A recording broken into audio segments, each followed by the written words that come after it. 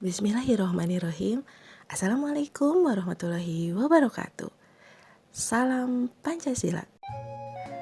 Bagaimana kabar anak-anak semua? Semoga kalian selalu dalam keadaan sehat walafiat. Bertemu lagi dengan Ibu dalam pelajaran Pancasila. Nah, dalam pertemuan kali ini kita akan membahas tentang elemen yang keempat, yaitu tentang Negara Kesatuan Republik Indonesia, unit 1 tentang kesadaran akan hak dan kewajiban. Ibu yakin kalian sering mendengar kata hak dan kewajiban. Ya, betul. Hak dan kewajiban adalah dua hal yang tidak bisa terpisahkan. Keduanya saling berkaitan, bagaikan dua sisi dari mata uang yang sama. Keduanya berperan penting untuk mengatur nilai dan pola perilaku seorang individu. Kewajiban adalah instrumen untuk mewujudkan hak-hak yang dijamin oleh berbagai norma, seperti norma sosial dan norma hukum. Pemenuhan kewajiban oleh setiap individu merupakan prasyarat bagi terlaksananya hak semua orang. Oleh karena itu, hubungan antara hak dan kewajiban terlihat antara lain pada kenyataan bahwa hak seseorang mengisyaratkan kewajibannya terhadap orang lain. Dalam kehidupan sehari-hari, ada hak yang harus kita peroleh, serta ada kewajiban yang tidak boleh kita ingkari, baik itu kita sebagai warga sekolah, baik sebagai warga masyarakat, maupun sebagai warga negara. Nah, yuk mari kita simak satu persatu apa sih yang menjadi hak dan kewajiban kita sebagai warga sekolah. Tiap pelajar memilih hak berupa hal-hal yang harus diterima dan dapat dituntut karena statusnya sebagai warga sekolah.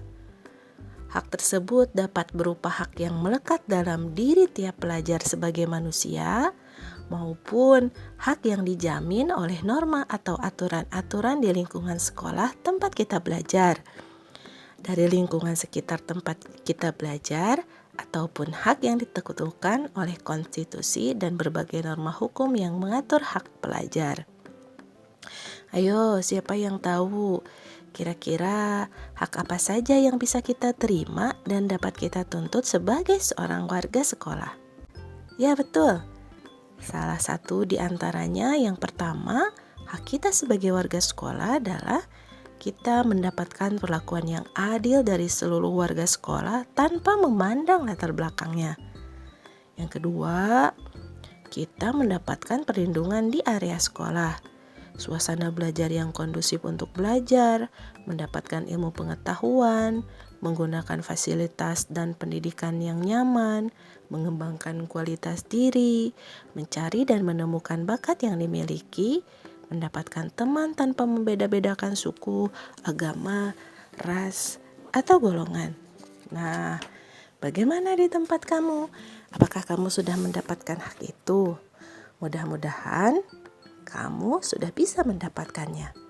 Tapi ingat, anak-anak, selain kita memiliki hak, di dalam diri kita melekat kewajiban-kewajiban yang disertai dalam kehidupan kita, seperti menghormati guru, menghargai siswa yang lain, menjaga kebersihan lingkungan sekolah, membuang sampah ke tempatnya, menggunakan pakaian seragam sesuai dengan aturan, memelihara gedung, halaman, dan fasilitas yang disediakan di sekolah. Serta yang paling penting, kita harus mengerjakan dan mengumpulkan tugas tepat waktu.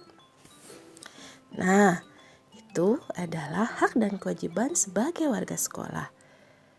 Kita beralih ke poin yang kedua tentang hak dan kewajiban sebagai warga masyarakat.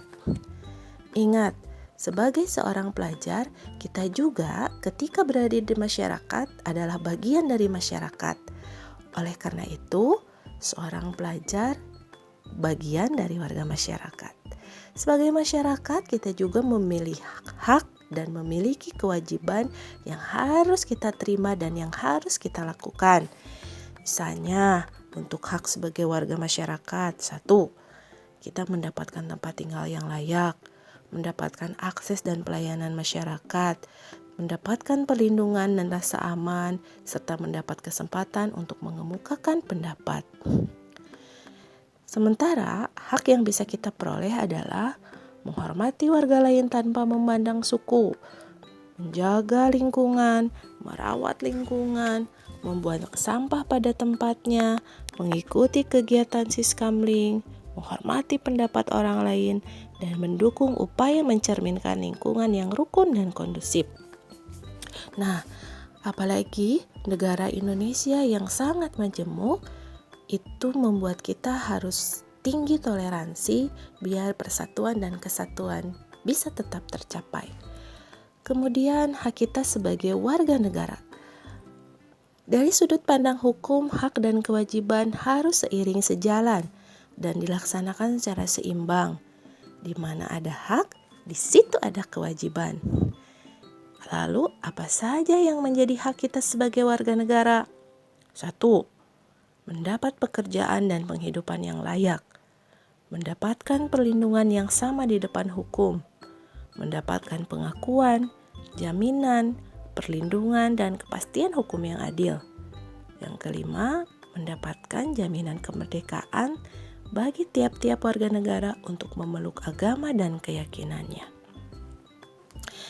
Kemudian, kewajiban kita sebagai warga negara yang pertama, menaati hukum dan pemerintahan, ikut serta dalam upaya pembelaan negara, menghormati hak asasi manusia orang lain, ikut serta dalam usaha pertahanan dan keamanan, tunduk kepada pembatasan yang ditetapkan dengan undang-undang. Kita sebagai warga sekolah, sebagai warga masyarakat, dan sebagai warga negara, hendaknya menuntut hak dan melaksanakan kewajiban secara seimbang. Mengabaikan kewajiban merupakan tindakan yang bertentangan dengan nilai-nilai Pancasila, karena Pancasila menjamin hak tiap orang serta menuntut kesadaran untuk melaksanakan kewajiban. Sekarang kita beralih kepada bela negara sebagai hak dan kewajiban. Ibu yakin kata bela negara sering kita dengar. Apalagi jika kita sering membaca Undang-Undang Dasar tahun 1945. Ya betul, bela negara adalah salah satu hak dan kewajiban yang ditentukan oleh Undang-Undang Dasar 1945 di dalam pasal 27 yang berbunyi, setiap warga negara berhak untuk melakukan dan berkewajiban untuk melakukan bela negara. Lalu, apa sih yang menjadi hakikat bela negara? Ya, pada dasarnya, bela negara adalah sebagai bentuk rasa cinta kita terhadap bangsa dan negara. Landasan bela negara terbagi menjadi 3. Yang pertama adalah landasan ideal, ada landasan konstitusional, dan ada landasan operasional. Apa itu landasan ideal? Landasan ideal bela negara adalah Pancasila. Nilai-nilai luhur yang ada di dalam Pancasila merupakan alasan yang mendorong pembentukan negara Indonesia dengan tujuan untuk mewujudkan cita-cita perjuangan bangsa Indonesia, yaitu kehidupan bersama yang adil dan makmur. Lalu, yang kedua adalah landasan konstitusional. Landasan konstitusional bela negara adalah Undang-Undang Dasar Negara Republik Indonesia tahun 1945 yang tertuang di dalam pasal 27 ayat 3, pasal 30 ayat 1, dan pasal 30 ayat 2. Sedangkan untuk landasan operasional adalah berbagai peraturan yang merupakan penjabaran ketentuan landasan konstitusional seperti ketetapan MPR dan undang-undang. Lalu, apa sih yang menjadi bentuk-bentuk bela negara? Bentuk-bentuk bela negara menurut pasal 9 ayat 2 Undang-Undang Republik Indonesia Nomor 3 Tahun 2002 tentang Pertahanan Negara, bentuk-bentuk bela negara bisa kita wujudkan melalui beberapa kegiatan. Yang pertama, melalui pendidikan kewarganegaraan. Kedua, pelatihan dasar militer, pengabdian sebagai prajurit TNI, dan keempat, pengabdian sesuai dengan profesi. Selain bentuk-bentuk bela negara, lalu apa sih yang menjadi nilai-nilai bela negara?